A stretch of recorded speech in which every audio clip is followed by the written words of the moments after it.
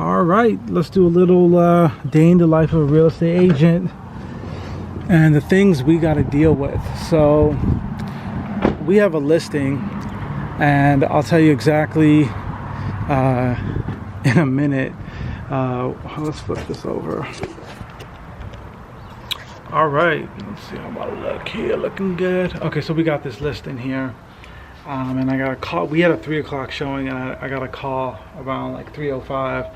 Listing, the buyer's agent said, "Hey, where's the lockbox?" And I was like, "The lockbox is on the front door." And she was like, "There's no lockbox on the front door." And I was like, "Well, if it's not there, then it's probably stolen." So, anyways, long story short, I had to drive an hour out here, and when I came here, this is what I saw. So the lockbox was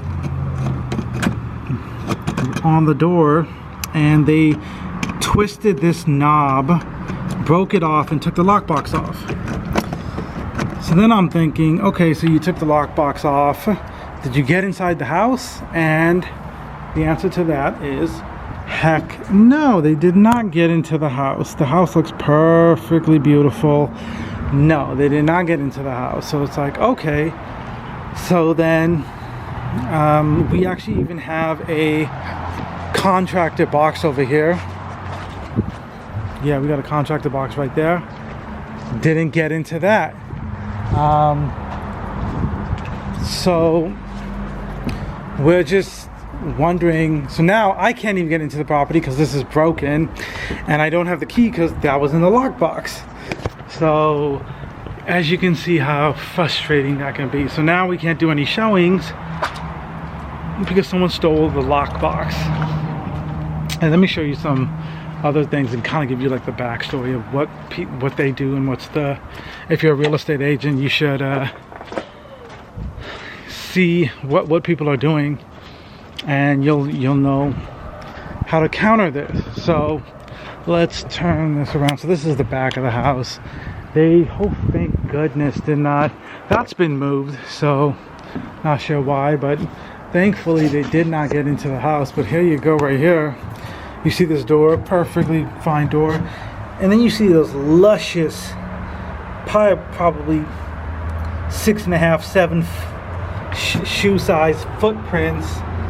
You know what I mean? On this door right here. They try to kick the door down. I don't know how you cannot kick this door down. It's not that even that strong of a door, to be honest with you. It's probably the cheapest door at Home Depot. And yep, couldn't even kick the door down. So what they did was just take my lockbox. So then I thought to myself, I was like, what are you gonna do with the lockbox? So I had to call a bunch of agents around and figure out what happened. And so basically what they do is they go to properties. As soon as the property goes pending, which is fairly quickly in the Seattle market, what they do is when the property goes pending, there's a period where there's an inspection, and then there's an appraiser, and then there's like 20 days in between where the property will go from pending to just waiting for it to close. And it'll be like a 20-day period, a 20-day gap.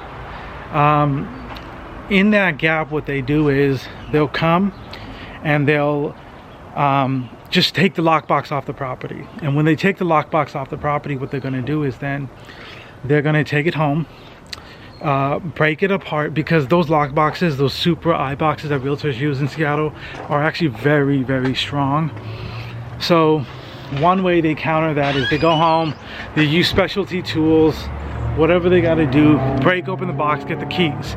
They come back the next day and they open the door, because now they have the keys, and they open the door and they steal all the appliances.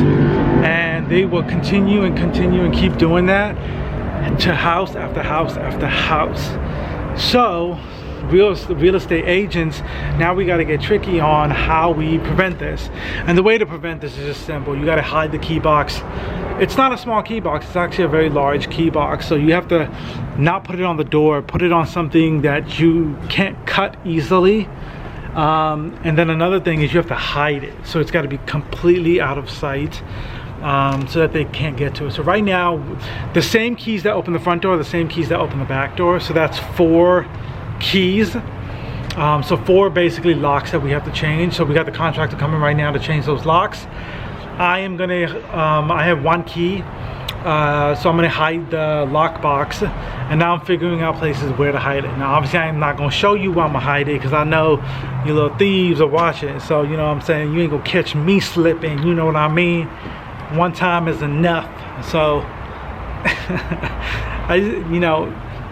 someone was like, the thing to success is, you know, you just gotta take everything, you know, roll with the punches. And I think being an entrepreneur, being a business owner, you know, me owning my own real estate company, doing what I do, I think the best thing that I learned early on in my career was you can't get too down and can't get too high.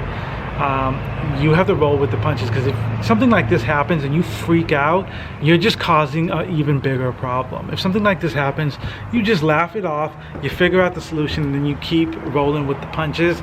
And that's the key. That's the key to just succeeding, in my personal opinion, is to not get too down and not get too high either. If you're on a roll and you're on fire, don't get too high. Stay level-headed at all times, and that's the key. So when things like this happen, you just kind of have to laugh it off. But yeah, now I have to figure out where to hide this, so I can hide the key, and then we'll go from there. So this is already a 6-minute video, but to you real estate agents out there, you know, in the Seattle area, or actually in any market, people are doing this. They're literally coming, taking this off, right? And then they're just taking the lockbox off, and they're doing it off the gas meters too. Because I know some agents that are like, oh yeah, you can't cut the gas meter, take it off the gas meter. They have tools and stuff that slide right off the gas meter, and on top of that you have a gas leak at that point. So it's way more expensive that way. So you just have to hide it, you know, whether it's on a fence somewhere, covered, hidden, wherever it is. And then you have to write in your showing notes, the notes that only the agents can see, who can show the house, that they'll know exactly where the lockbox is and how to get to it. So you just gotta be a little bit more tricky about it, and that's the way around it. So things like this happen, roll with the punches, and I'll see you guys on the next vlog. All right, bye.